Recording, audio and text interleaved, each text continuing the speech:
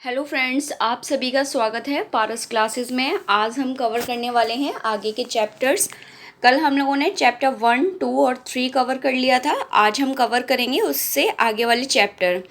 तो एक बार फिर से स्वागत है आप सभी का पारस क्लासेस में। अगर वीडियो आपको अच्छी लगती है तो वीडियो को लाइक कीजिए, वीडियो को शेयर कीजिए और चैनल को सब्सक्राइब कीजिए। चलिए स्टार्ट करेंगे आगे वाले चैप्टर्स। चैप्टर नंबर 4 आज हम स्टार्ट करने वाले हैं। ये चैप्टर है हमारा पार्ट्स ऑफ स्पीच।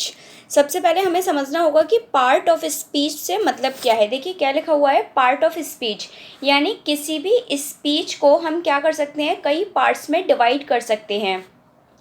और इन्हीं पार्ट्स को इंग्लिश में एक टॉपिक दिया गया है जिसे हम क्या कहते हैं, पार्ट्स ऑफ स्पीच। अब पार्ट्स ऑफ स्पीच में कौन कौन से काइंड्स आते हैं ये हम आगे देखेंगे जो इस चैप्टर में हमें बताए गए हैं। लाइन वाइज लाइन हम देखते जाएंगे और समझेंगे कि हमें क्या बताया गया है। Words are divided into different kinds of classes called parts of speech. देखिए कोई भी स्पीच का जो वर्ड है उसे कई डिफरेंट क्लासेस में हम क्या कर सकते हैं, कई क्लासेस में बांट सकते हैं, कई पार्ट्स में डिवाइड कर सकते हैं। और इन्हीं पार्ट्स को पूरे एक टॉपिक का नाम दिया गया है इंग्लिश ग्रामर में, पार्ट्स ऑफ स्पीच। जनरली अगर हम बात करें कि जो पार्ट ऑफ स्पीच है वो कितने टाइप्स की या कितने काइंड्स की होती है, तो पार्ट्स ऑफ स्पीच 8 टाइप की होती है। ठीक है, यहाँ आपको 8 टाइप्स के नेम दिए गए हैं, देखेंगे हम लोग। First one noun, second adjective, third pronoun, fourth one verb, next दिया गया है एडवर्ब, प्रपोजिशंस, कंजक्शन और इंटरजेक्शन। ये हमारे 8 जो हैं ये हमारे पार्ट ऑफ स्पीच के काइंड्स हैं। अब नंबर बाई नंबर हम बहुत ही जनरल लैंग्वेज में समझेंगे कि क्या इनका इंट्रोडक्शन है इन 8 पार्ट ऑफ स्पीच का, बहुत ही जनरल लैंग्वेज में हम समझेंगे। सबसे पहले देखिए नाउन के बारे में क्या बताया गया है वो देखेंगे। Noun is a word use as name of a person, place और थिंग। देखिए जनरली किताबों में ये डेफिनेशन दी जाती है, बट यहाँ आप एक डेफिनेशन और याद रखेंगे। देखिए ये डेफिनेशन हमसे क्या कहती है, a noun is a word. Noun एक ऐसा वर्ड है जो किसी व्यक्ति का नाम हो सकता है, जो किसी प्लेस का नाम हो सकता है और जो किसी थिंग का नाम हो सकता है। लेकिन अभी आपकी डेफिनेशन कंप्लीट नहीं है। इसके अलावा भी आप एक लाइन और याद रखेंगे, नेम ऑफ एनीथिंग। आपको क्या याद रखना है, name of anything that is called noun. आपको क्या याद रखना है, name of anything that is called noun, यानी कि किसी भी चीज़ का कोई नाम वो क्या कहलाता है, वो इंग्लिश ग्रामर में नाउन कहलाता है। ठीक है, केवल प्लेस, पर्सन और थिंग का नाम ही नहीं बल्कि किसी भी चीज़ का कोई अगर नाम है तो इंग्लिश ग्रामर में उसको हम क्या बोलते हैं, इंग्लिश ग्रामर में हम उसे नाउन इंडिकेट करते हैं। ठीक है, जैसे कि नीचे आपको एग्जाम्पल्स भी दिए गए हैं। Akbar was a great king. यहाँ अकबर जो है वो भी एक क्या है, नाउन है, और किंग जो है वो भी एक नाउन है। बट आगे हम नाउन के काइंड्स पढ़ेंगे, वो हम बाद में देखेंगे। पहले 8 पार्ट ऑफ स्पीच का इंट्रोडक्शन समझेंगे जनरल लैंग्वेज में। ठीक है, ये हो गया नाउन। नाउन के बाद आपका सेकंड दिया गया है एडजेक्टिव। एडजेक्टिव क्या होती है, सभी ने सुना है, एडजेक्टिव को हिंदी में कहा जाता है विशेषण। यानी कि अब एडजेक्टिव को बहुत ही सिंपल लैंग्वेज में देखें तो क्या कहते हैं, it is a word use to add something to the meaning of a noun. ये क्या करती है, ऐड करती है कुछ किसके मीनिंग में, नाउन के मीनिंग में। आप इसको और भी इजी लैंग्वेज में बोल सकते हैं, it is a qualifying words of noun और प्रोनाउन। यानी कि ऐसे वर्ड्स जो नाउन और प्रोनाउन की क्या बताते हैं, क्वालिटी बताते हैं, उन्हें हम क्या कहते हैं, उन्हें हम एडजेक्टिव कहते हैं। ठीक है, एक बात और आपको यहाँ पे ध्यान रखनी है कि जो एडजेक्टिव है वो केवल और केवल किसकी क्वालिटी बताता है, वो केवल और केवल नाउन और प्रोनाउन की क्वालिटी बताता है। उसे हम क्या कहते हैं, उसे हम एडजेक्टिव कहते हैं। ठीक है, एडजेक्टिव के बाद नेक्स्ट देखेंगे। नेक्स्ट क्या दिया गया है, नेक्स्ट दिया गया है पार्ट ऑफ स्पीच प्रोनाउन। यहाँ प्रोनाउन में देखेंगे, a word, pronoun is a word used instead of a noun. यानी कि प्रोनाउन को हिंदी में क्या कहा जाता है, सर्वनाम। और प्रोनाउन क्या है, अगर इंग्लिश लैंग्वेज में हम देखें तो प्रोनाउन वो वर्ड होता है जो नाउन के रिप्लेस में एक यूज़ किया जाता है।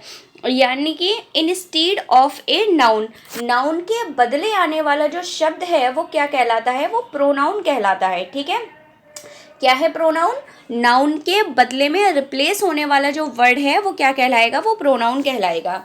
इसके बाद देखेंगे नेक्स्ट पार्ट ऑफ स्पीच जो दी गई है, वर्ब दी गई है। A verb is a word used to express an action और स्टेट। अब यहाँ वर्ब को समझेंगे। देखिए वर्ब क्या है? वर्ब को हिंदी में कहा जाता है क्रिया, यानी कि ये एक्सप्रेस करता है। वर्ब किसे एक्सप्रेस करता है? किसी भी एक्शन को और किसी भी स्टेट को। और भी इजी लैंग्वेज में आप इसको समझेंगे, वर्ब क्या है? जितने भी आपके डूइंग वर्ड्स हैं, यानी कि कोई भी काम जो किया जाता है, क्योंकि इसका हिंदी मीनिंग क्या है? क्रिया। तो कोई भी जो काम किया जा रहा है, जो एक्शन किया जा रहा है, उस एक्शन को ही हम क्या कहते हैं? उस एक्शन को ही हम वर्ब कहते हैं। ठीक है, जैसे देखेंगे the girl wrote a letter to her cousin. अब यहाँ देखेंगे लड़की क्या काम कर रही है, लड़की के द्वारा क्या एक्शन किया गया है। तो यहाँ पे देखेंगे रोट। रोट जो वर्ड है वो कौन सी पार्ट ऑफ स्पीच है? वो वर्ब है। ठीक है, नेक्स्ट देखेंगे वर्ब एक्शन के साथ साथ हमें क्या भी बताती है? हमें स्टेट भी बताती है। ठीक है, जैसे राम इज इल। अब यहाँ देखेंगे यहाँ कोई एक्शन नहीं किया जा रहा है, बल्कि इज के द्वारा क्या बताया जा रहा है? उसकी स्टेट बताई जा रही है, उसकी कंडीशन बताई जा रही है कि राम इज इल। ओके, तो यहाँ जो इज है, इज एक क्या है? इज एक वर्ब है, और जो किसको प्रेजेंट कर रही है? जो स्टेट को प्रेजेंट कर रही है। ठीक है, नेक्स्ट वन देखेंगे 13 नंबर पे हमारी कौन सी पार्ट ऑफ स्पीच दी गई है? एडवर्ब दी गई है। एडवर्ब को समझेंगे जरा क्या है। देखिए क्या डेफिनेशन दी गई है, पहले वो देखेंगे। Adverb is a word used to add something to the meaning of a verb, an adjective और अनदर एडवर्ब। इसको बहुत ही इजी लैंग्वेज में अगर हम कहें तो क्या कह सकते हैं? एडवर्ब भी एक टाइप के क्या होते हैं? क्वालिफाइंग वर्ड्स होते हैं। कैसे वर्ड होते हैं? क्वालिफाइंग वर्ड्स होते हैं, जो किसको क्वालिफाई करते हैं? जो क्वालिफाई करते हैं, अर्थात जो विशेषता बताते हैं किसकी? एडवर्ब वो वर्ड है जो विशेषता बताता है किसकी? वर्ब की, एडवर्ब की और एनोदर एडवर्ब की। यानी कि एडवर्ब वो क्वालिफाइंग वर्ड्स है जो किसकी क्वालिटी बताता है? जो वर्ब की क्वालिटी बताता है, एडवर्ब की क्वालिटी बताता है और एडजेक्टिव की क्वालिटी बताता है। ठीक है, यहाँ देखेंगे आप नीचे एग्जाम्पल्स में देखेंगे, यहाँ जैसे क्विकली जो है वो आपका एडवर्ब है। नेक्स्ट नीचे देखेंगे यहाँ वेरी जो है आपका क्या है? यहाँ वेरी आपका एडवर्ब है। और आगे देखेंगे क्या दिया गया है? Quite correctly. तो यहाँ क्वाइट जो है और करेक्टली जो है दोनों ही आपके क्या है? एडवर्ब हैं। ठीक है, नेक्स्ट देखेंगे इसके बाद प्रपोजिशन। ठीक है, प्रपोजिशन की क्या डेफिनेशन दी गई है? A preposition is a word used with a noun or a pronoun to show how the person or thing denoted by the noun or pronoun stand in relation to something else। देखिए बहुत definition को आपको इतने ज़्यादा seriously नहीं लेना है, मैं बहुत ही इजी वे में आपको समझाती हूँ। प्रपोजिशन क्या है? प्रपोजिशन एक ऐसा पार्ट ऑफ स्पीच है जो क्या करता है? एक रिलेशन बनाता है। एक नाउन का दूसरे नाउन के साथ में क्या क्रिएट करता है? रिलेशन क्रिएट करता है। ठीक है, एस्टेब्लिश रिलेशन क्या करता है? एक संबंध स्थापित करता है एक नाउन का दूसरे नाउन के साथ। ठीक है, तो बस यही आपका प्रपोजिशन है। जैसे कैसे? ये हमें बताता है कि जो एक नाउन है वो दूसरी नाउन से कैसे जुड़ी हुई है, कैसे उन दोनों के बीच में क्या है? कोई संबंध है। यानी कि एक नाउन दूसरे नाउन के साथ किस अवस्था में है? उसके ऊपर है, नीचे है, उसके साथ है, उसके पीछे है। जैसे एग्जाम्पल के थ्रू समझेंगे, there is a cow. First example देखेंगे, there is a cow in the garden. अब देखिए देयर इज अ काऊ, जो एक गाय है वो कहाँ पर है? इन द गार्डन। तो काऊ है कहाँ पर है? गार्डन में। और काऊ को गार्डन में बताने के लिए हमने किस प्रपोजिशन का यूज़ किया है? हमने यहाँ पे इन प्रपोजिशन का यूज़ किया है। तो इन हमें क्या बता रही है? रिलेशन बता रही है कि काऊ का गार्डन से अभी क्या रिलेशन है। ठीक है, तो cow in the garden, there is a cow in the garden. ठीक है, प्रपोजिशन के बाद नेक्स्ट देखेंगे क्या दिया है? Conjunction. Conjunction is a word use to join words और सेंटेंसेस। यानी कि कंजक्शन को हम क्या कहते हैं? कंजक्शन को सबसे पहले समझेंगे, हिंदी में संयोजक कहा जाता है। यानी कि कंजक्शन क्या करता है? कंजक्शन वर्ड को वर्ड से ऐड करेगा, सेंटेंस को सेंटेंस से ऐड करेगा, 2 क्लॉजेस को भी ऐड करता है, 2 फ्रेजेस को भी ऐड करता है।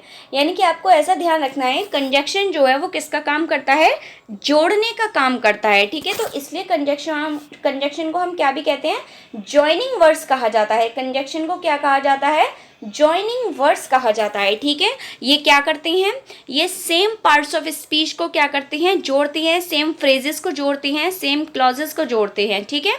जो जोड़ने का काम रहेगा वो किसका रहेगा, वो कंजक्शन का रहेगा, ठीक है।